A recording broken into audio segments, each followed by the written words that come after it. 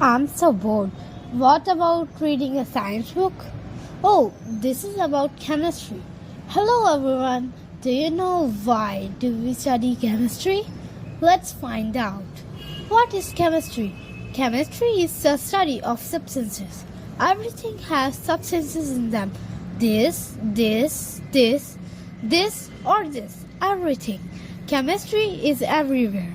It's in the food we eat, the scent we smell, the colors we see, even in the universe and beyond. Let's learn further. Colors, natural or artificial, are due to the chemicals present in them. Different colors are obtained from specific or different minerals. The same thing happens with the scent we smell.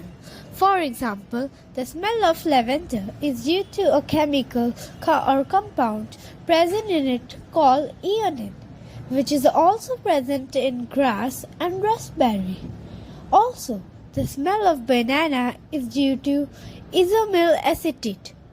That sounds to be too easy for you, right?